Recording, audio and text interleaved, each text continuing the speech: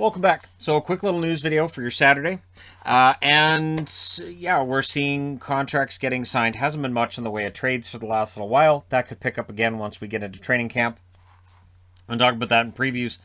Looking at some of the depth charts and realizing somebody's probably going to get traded out of here or get thrown on waivers and get claimed. So today's news starts off with us finding out Michigan's going to be really, really good in the NCAA this year. Matty Beniers, not signing in Seattle. He's going back to Michigan.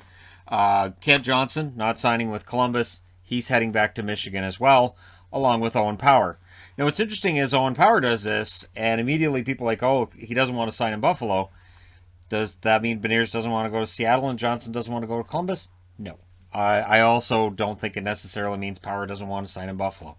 All three players, if they're thinking about their education, they're saying, you know what, we should go in, finish what we started with our education. I'm in favor of that. There are definitely players who have decided not to finish their education. Maybe things don't end up working out well at the NHL level, and they may regret that decision later. So there you go. I think it's a good call. Chase Stillman, a late first-round draft pick, signed with the New Jersey Devils. Another entry-level contract. Cole Sillinger has signed with Columbus. So while Kent Johnson didn't, Cole Sillinger did.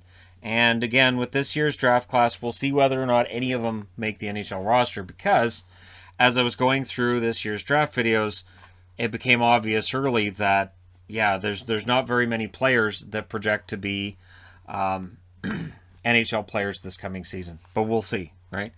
Henrik Lundqvist revealed as well that during his attempt to get himself in shape through workouts and skating, that he was experiencing chest pains. And he realized that he's got all these other things going on, that he's got his family and he's got the rest of his life to think about, and it just didn't add up for him. So the decision was basically made that I'm not a hockey player anymore. And you know what? Again, full respect to Henrik Lundqvist for realizing that and for stepping away. So there's been a great debate about which players that didn't win a championship people really wish had. I know Carey Price has been trending on Twitter in regards to that, and the debate over Lundqvist is still there. And yeah, so I mean, there are people who don't really like Twitter. I get that. I honestly, if I didn't have this channel, I don't think I'd have a Twitter account at all. I think I would have just deactivated it and just said forget it. But I didn't have a Facebook account either at one point not that long ago. I decided I'm just going to stop with social media. But when you have a channel, you really can't do that. So yeah, I want to talk about unrestricted free agents and restricted free agents a little bit as well. Now, I wanted to look at young current UFAs, so 27 years of age and under, who are notable. Ryan Donato's still out there. Dominic Cahoon is still out there.